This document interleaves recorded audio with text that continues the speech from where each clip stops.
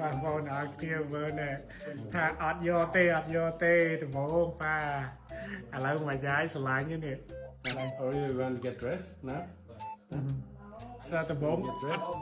ọt tê xưa là cái máu khích ấy nhá hay máu còn hay nè tính cả tính ấy ơi ai sai đi nè ôi Cái áo đó. Đó, bố anh đi. Cái sao đi.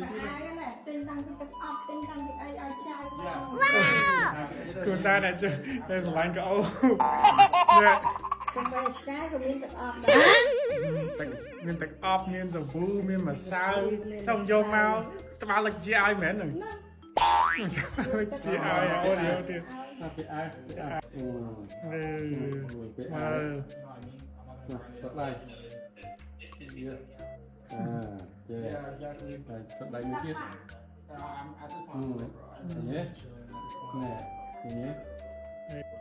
Nè. Just a little bit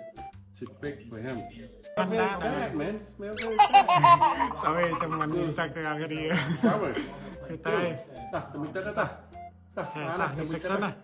លើបងប្អូនទាំងអស់គ្នាខ្ញុំសូមណែនាំពីឈុតមុខខ្ញុំប្រើប្រចាំថ្ងៃសិនណាជា cleansing foam មកពី Ellen សម្អាតបានស្អាតធ្វើឲ្យមុខទន់រលោងហើយនឹងមានក្លិនឈ្ងុយតបទៀតខ្ញុំប្រើនឹងសេរ៉ូមនេះជួយព្យាបាលមុនតូចមុនធំមុខរោពិសេសអ្នកមានស្បែកមុខស្ដើងមុខជាំអាចរុយបងប្អូនអាចសាកប្រើនឹងជាមួយឈុតមុខ Ellen បានខ្ញុំមុខស្ងួតចឹងប្រើទៅមានអារម្មណ៍ថាមុខត្រជាក់តឹងហើយមានសំណើមទៀត step ចុងក្រោយជា night cream បងប្អូនទាំងអស់គ្នា night cream នេះបងប្អូនទាំងអស់គ្នាចោលបានទេមិនត្រឹមជួយព្យាបាលរាល់បញ្ហាស្បែកមុខទេធ្វើឲ្យស្បែកមុខយើងភ្លឺសរលោងជាងមុនទៀតអញ្ចឹងបងប្អូនដែលស្រឡាញ់ស្បែកមុខស្អាតភ្លឺរលោងសាកប្រើជាមួយនឹងឈុតមុខ Ellen ជាមួយខ្ញុំណា